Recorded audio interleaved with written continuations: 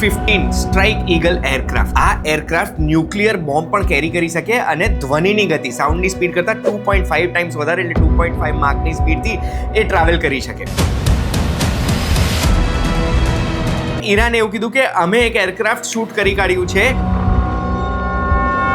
અને એ એરક્રાફ્ટમાં જે બે લોકો હોય, પાયલટ અને વેપન સિસ્ટમ ઓફિસર, એ લોકો ઇજેક્ટ તો થઈ ગયા છે, પાયલટ તરત રેસ્ક્યુ પણ થઈ ગયા, પણ વેપન સિસ્ટમ ઓફિસર એનો જે રેસ્ક્યુ મિશન હતો ને, એ મિશન આ વેસ્ટ એશિયન વોરમાં યાદગાર મિશન રહી જશે. હવે એક બાજુ ઈરાને એવું સ્ટેટમેન્ટ આપ્યું કે અમે આ રેસ્ક્યુ મિશનને ફોઇલ કરી દીધો, કેન્સલ કરી દીધો, આ થવા ના દીધો અને 2 C-130 અને 2 બ્લેક હોક હેલિકોપ્ટર્સ અમે ફોડી નાખ્યા છે. પણ બીજી બાજુ અમેરિકા ક્લેમ કરી રહ્યું છે કે અમે પાયલટને રેસ્ક્યુ કરી દીધો છે અને એમાં SEAL ટીમ 6 ને યુઝ કરવામાં આવી હતી. આ એ જ SEAL ટીમ 6 છે જે ઓસામા બિન લાદેનને કેપ્ચર કરવા માટે યુઝ કરી હતી. સાચું કહું, કોઈ પણ બે દેશ જ્યારે યુદ્ધમાં હોય ને ત્યારે બંને અલગ અલગ નરેટિવ બહાર પાડતા હોય છે, પણ આ બંને નરેટિવ મેં જોઈ લીધા છે, જોયા પછી સમજી લીધા છે અને સમજ્યા પછી તમારા માટે આ વિડીયો બનાવ્યો છે. જે તમે જોશો ને તો આખો રેસ્ક્યુ અટેમ્પ્ટ તમને ખબર પડી જશે. યો વોચિંગ સાચું કહું, મારું નામ છે ગુંજ ઠક્કર. જ્યારે કોઈ પણ બે દેશનો યુદ્ધ ચાલતો હોય ને ત્યારે બંને દેશમાંથી અલગ અલગ પ્રકારના નરેટિવ પણ પુશ થતા હોય, જે આપણે ઓપરેશન સિંદૂર વખતે બી જોયું હતું, જ્યારે બંને બાજુથી અલગ અલગ નરેટિવ બહાર આવે અને લોકોને, ત્યાંની પ્રજાને, ત્યાંના કમાન્ડર્સને બધાને ગુમરાહ કરવા માટે એક પ્રયાસ કરતા હોય છે. મેં શું કર્યું છે, હવે આ જે રેસ્ક્યુ મિશન હતો ને એના બંને બાજુના નરેટિવ સમજ્યા છે, સમજ્યા પછી જાણ્યા છે, ડિટેલમાં રિસર્ચ કર્યું છે અને બંને નરેટિવને ભેગા કરીને તમારા માટે આ સિરીઝ ઓફ ઇવેન્ટ્સ તૈયાર કરી છે. 28મી ફેબ્રુઆરી 2026ના દિવસથી જ્યારથી અમેરિકાએ ઈરાન ઉપર અટેક શરૂ કરેલો ને એના થોડાક જ દિવસમાં એ લોકોએ જાહેર કરી દીધું કે અમારી તો એર સુપિરિયોરિટી છે, હવે ઈરાનની હવામાં અમારા પ્લેન્સ જેમ તેમ ઉડી શકે છે.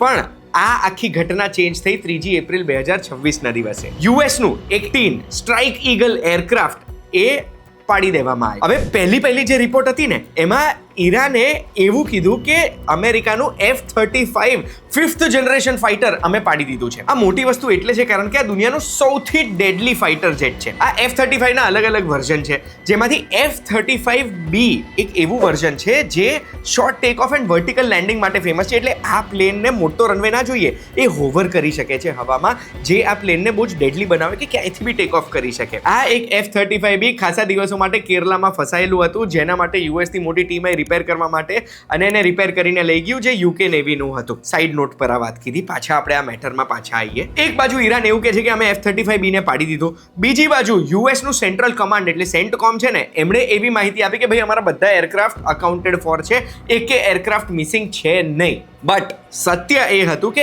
F-15 એક ફાઇટર હતું, જે ફાઇટરને ઈરાને જેન્યુઇનલી પાડી દીધું હતું એક સરફેસ ટુ એર મિસાઇલથી. હવે બંને લોકોને રેસ્ક્યુ કરવા માટે, કારણ કે ઈરાનિયન ટેરિટરીમાં બંને ઇજેક્ટ કર્યું હતું, તો રેસ્ક્યુ કરવા માટે અમેરિકા એક જોરદાર ટીમ બનાવી દીધી, જેમાં સ્પેશિયલ ફોર્સિસ, CIA, અમેરિકાના વોરપ્લેન્સ અને અમેરિકાના હેલિકોપ્ટર્સ પણ હતા. આ 22-23 વર્ષ પછી પહેલી વખત એવું થયું કે અમેરિકાનું એક એરક્રાફ્ટ એનિમી ફાયરથી ડેમેજ થયું હતું અને એનિમી ટેરિટરીમાં પડી ગયું હતું. આની પહેલા 2003માં જ્યારે ઈરાક પર હુમલો કરેલો ને એમણે, ત્યારે આ વસ્તુ થઈ હતી. પણ આ પહેલું ફાઇટર જેટ નથી જે અમેરિકાએ ગુમાવ્યું છે આ યુદ્ધમાં.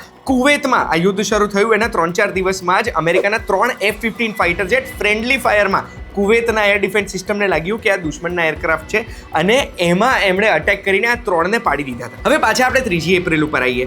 3 એપ્રિલના દિવસે જ્યારે અટેક કર્યો ને ત્યારે બંને પાયલટ અને વેપન સિસ્ટમ ઓફિસર બંનેએ ઇજેક્ટ તો કરી દીધું હતું આ પ્લેનમાંથી, પણ એ ઇજેક્ટ કરવું બહુ આસાન વસ્તુ નથી. એવું લાગે આપણને કે ઇજેક્ટ કરી એટલે પ્લેનમાંથી બચી ગયા, પણ જ્યારે એક પ્લેનમાંથી પાયલટ કે કો પાયલટ ઇજેક્ટ કરે છે ને ત્યારે એટલું જોરથી રોકેટ છૂટે છે, એમને પ્લેનથી બહુ ફટાફટ દૂર કરવાના હોય અને એ રોકેટ જ્યારે શરૂ થાય ને ત્યારે લગભગ 20 G એટલે નોર્મલ ગ્રેવિટી આપણા ઉપર જેટલું પ્રેશર રાખતી હોય ને એનો 20 ગણો પ્રેશર બોડી પર આવે છે, જેના લીધે એમનું સ્પાઇન દબાઈ જતું હોય અને સ્પાઇન દબાઈ જાય એટલે એવું પણ કહેવામાં આવે છે કે એક વખત એક પાયલટ જો ઇજેક્ટ કરી દે ને પ્લેનમાંથી તો એમની હાઇટ એટલી થોડી નીચી થઈ જાય છે, કારણ કે સ્પાઇનની વચ્ચેની ગાદી દબાઈ જાય. તો આ ઇજેક્ટ કરવું જ એક મોટી ઘટના છે. ઇજેક્ટ કર્યા પછી એનિમી ટેરિટરીમાં પાયલટ અને કો પાયલટ વેપન સિસ્ટમ ઓફિસર બંનેએ પોતાનો જીવ પણ બચાવવાનો હતો. હવે જ્યારે બી અમેરિકન એરફોર્સ છે કે કોઈ બી એરફોર્સ છે ને એમના પાયલટ્સને ટ્રેન કર્યા હોય કે એનિમી ટેરિટરીમાં તમે લેન્ડ થાવ ને તો તમારે શું કરવાનું. યુએસની બી ટ્રેનિંગ છે, એ ટ્રેનિંગને સીરી કહેવાય છે, સર્વાઇવલ, ઇવેઝન, રેઝિસ્ટન્સ અને એસ્કેપ. આ ટ્રેનિંગ બંને લોકોને આપેલી હતી અને એટલે એ બંને બચી શક્યા. હવે જે પાયલટ હતા ને એમને તો સેમ ડે રેસ્ક્યુ કરી દીધો અમેરિકાએ, પણ વેપન સિસ્ટમ ઓફિસર હજુ મળતા નતા. હવે ઈરાન આવા સમયે જો અમેરિકાના એક એરફોર્સના કમાન્ડરને કેપ્ચર કરી દે છે ને તો ઈરાન જોડે એક બહુ મોટી બાર્ગેન ચીપ આવી જાય છે જ્યારે સીઝ ફાયરની વાતો ચાલતી હોય. એટલે ઈરાનને એમને જીવતા પકડવા થાય. જીવતા પકડવા માટે ઈરાને ઇનામ પણ જાહેર કરી દીધો કે 50,000 પાઉન્ડ એટલે આશરે 61-62 લાખ રૂપિયાની રકમ હોય એ આપીશ અગર કોઈ પણ આ કમાન્ડરને આ ઓફિસરને જીવતા પકડીને અમારી જોડે લાવશે. હવે વેપન સિસ્ટમ ઓફિસર પાસે વસ્તુઓ કઈ કઈ હતી તો એમની જોડે એક હેન્ડગન હોય એમની સાથે, એક બીકન હોય એમના કપડામાં જે એમને લોકેટ કરી શકે જીપીએસ વાળું, પછી ખાવા પીવાનો સામાન હોય, બેસિક ફર્સ્ટ એડનો સામાન હોય. આટલી વસ્તુઓ જ એમની જોડે હતી. હવે એવી રિપોર્ટ્સ છે કે આ વેપન સેફટી ઓફિસરે પોતાની બીકન બહુ એક્ટિવેટ નથી કરી કારણ કે એમને ડર હતો કે ઈરાનના લોકો એમને પકડી લેશે. એમણે ઈજાગ્રસ્ત હાલતમાં એક માઉન્ટેનની ઉપર 2100 મીટર ઊંચો માઉન્ટેન હતો ત્યાં ચઢાઈ કરીને અંદર છુપાઈ ગયા અને રાહ જોતા હતા રેસ્ક્યુ થવા માટે. હવે આ બીકનના લીધે હોય કે ક્રેશ સાઇટના લીધે હોય કે અમેરિકાની જે નિગરાની છે ઈરાનની ઉપર એના લીધે હોય, પણ અમેરિકન એજન્સીસને ખબર પડી ગઈ કે આ ભાઈ ક્યાં છુપાયેલા છે. એમના વેપન સેફટી ઓફિસરને લાવવા માટે એમણે એક પ્લાન તૈયાર કર્યો અને પ્લાનમાં સૌથી પહેલા તો એમણે મોનિટર શરૂ કરી દીધું કે એ જે એરિયામાં છુપાયેલા છે ને ત્યાં આગળ મોનિટરિંગ કરે અને જોયા કરે કે આજુબાજુથી કોઈ પણ હુમલો નથી થતો ને. એવો પણ પ્રયાસ કર્યો કે જેટલા બી રોડ જતા હોય, જેટલા બી લોકો જતા હોય એ પર્વતની આજુબાજુમાં ત્યાં આગળ આજુબાજુમાં હમલા કરી દે અને એ લોકોને ત્યાં ને ત્યાં રોકી દે. એક ડિસેપ્શન કેમ્પેન પણ CIA તૈયાર કર્યો. આમાં શું કરવામાં આવે કે એવી નરેટિવ બહાર પાડવામાં આવે કે અમે તો ભાઈ આ બીજા ઓફિસરને પણ બચાવી લીધા છે, રેસ્ક્યુ કરી લીધા છે ઈરાનમાં જઈને અને બીજી કોઈક જગ્યાએથી જ રેસ્ક્યુ કર્યા છે. એટલે ઈરાનની ઓથોરિટીઝને એવું થાય કે ભૈયા ક્યારે આવીને જતા રહ્યા, કન્ફ્યુઝ કરવા માટે. પણ રવિવારના દિવસે 5 એપ્રિલના દિવસે એકચ્યુઅલ રેસ્ક્યુ થયો જે હું તમને આગળ કહીશ.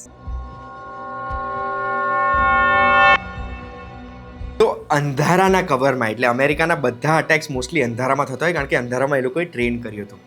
એમાં 2 ટ્રાન્સપોર્ટ પ્લેન C-130 અને 2 બ્લેક હોક હેલિકોપ્ટર્સ લઈને ઈરાનની એરફિલ્ડમાં એન્ટર કરવામાં આવે છે. હવે રિપોર્ટ્સ એવું કહે છે કે આ બંને બ્લેક હોક હેલિકોપ્ટર્સ છે ને એની રેન્જ આટલા અંદર સુધી જઈ જ ના શકે.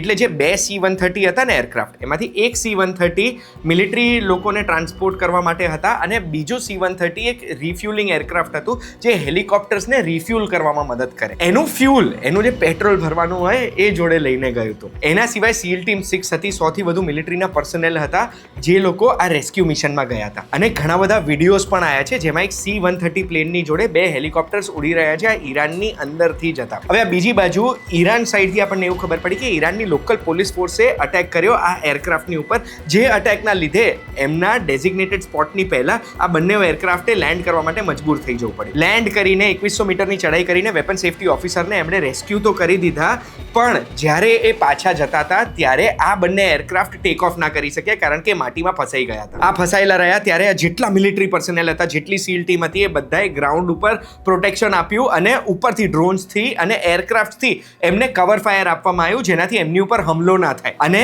આ બંને એરક્રાફ્ટ ટેક ઓફ ના થઈ શક્યા ને એટલે ગેમ્બલ કરવામાં આવ્યું. ત્રીજું C-130 ઓર્ડર કર્યું, C-130 આવ્યું અમને પિકઅપ કરવા માટે અને બેચીસમાં બધા મિલિટરી પર્સનલને લઈને એ ઈરાનની બહાર નીકળી ગયું, જેમાં વેપન સેફટી ઓફિસરને પણ રેસ્ક્યુ કરી દેવામાં આવ્યા. પણ જતા પહેલા અમેરિકન સોલ્જર્સે એક મોટી વસ્તુ કરી જે ઓસામાવાળા મિશનમાં પણ કરી હતી. જે એરક્રાફ્ટને મૂકીને જતા હતા એને એમણે ફોડી કાઢ્યું. એનો મતલબ એ છે કે જે C-130 2 C-130 પડ્યા હતા ને જે ફસાઈ ગયા હતા એને તો એમણે ફોડી કાઢવું પડ્યું, પણ જે રિફ્યુલિંગ એરક્રાફ્ટ નહોતું એમની પાસે એટલે 2 બ્લેક હોક હેલિકોપ્ટર્સ પણ ત્યાં ને ત્યાં ફોડીને જતા રહ્યા, આગ લગાડીને જતા રહ્યા, જેનાથી દુશ્મનો પાસે એમનું મિલિટરી ઇન્ટેલિજન્સ હાથમાં ના આવે. આ બાજુ ઈરાનનું વર્ઝન એવું કહે છે કે અમે રેસ્ક્યુ અટેમ્પ્ટ ફોઇલ કરી દીધો, કેન્સલ કરી દીધો અને આ બંને એરક્રાફ્ટ બંને હેલિકોપ્ટર અમે પાડી દીધા છે. પણ અગર જો તમે પાડી દીધા છે આ બંને એરક્રાફ્ટ અને હેલિકોપ્ટર્સ તો પછી ચલાવનાર એના પાયલટ્સ એની અંદર જે લોકો હતા એ બધા ક્યાં છે? એટલે આમાં મને એવું લાગી રહ્યું છે કે આ જે અમેરિકન સોલ્જર્સ આ બંને એરક્રાફ્ટને આગ લગાડીને ગયા હતા જેના ઘણા બધા વિડીયોઝ વાયરલ થયા છે, એમાં ઈરાન આ ખોટું ક્રેડિટ લઈ રહ્યું છે. બસ આ રીતે આ વેપન સેફટી ઓફિસરને રેસ્ક્યુ કરવામાં આવ્યા 5મી એપ્રિલ 2026ના દિવસે. જે રેસ્ક્યુ મિશન ઓસામા બિન લાદેનનું જે કેપ્ચર મિશન હતું ને એટલી જ રીતે યાદ રાખવામાં આવશે અને આવનારા વર્ષોમાં એને સ્ટડી કરવામાં આવશે કારણ કે આટલું મોટું રેસ્ક્યુ મિશન અમેરિકાએ ખાસા બધા વર્ષોમાં એકે વખત કર્યું નથી. અમેરિકાના એરપ્લેન્સ હવે ઈરાન સ્ટ્રાઇક કરી રહ્યું છે ત્યારે આપણને બીજો એક પ્રશ્ન એ થાય છે કે અમેરિકા જોડે કેટલી એર સુપિરિયોરિટી છે. આ યુદ્ધ શરૂ થયું છે ત્યારથી અત્યાર સુધી અમેરિકાએ પોતાના 8 જેટલા એરક્રાફ્ટ તો મિનિમમ ગુમાયા જ છે ઈરાનની સામે અને આ અમેરિકા માટે એક મોંઘું યુદ્ધ સાબિત થઈ રહ્યું છે. ડોનાલ્ડ ટ્રમ્પે 48 કલાકનો બીજો એક સમય આપેલો જે મંગળવારે પૂરો થાય છે અને એ 48 કલાક પછી શું થાય છે એ તો આપણને આગળ ખબર પડશે. પણ આ રેસ્ક્યુ મિશન વિશે મેં તમને જે ઇન્ફોર્મેશન આપી એ તમને કેવી લાગી? તમે આ રેસ્ક્યુ મિશન સમજી શક્યા કે નહીં? તો મને કમેન્ટમાં જણાવજો. આવા વિડીયોઝ જોવા ગમે છે તો સબસ્ક્રાઇબ બટન દબાવી દેજો. આપણે ફરી મળીશું.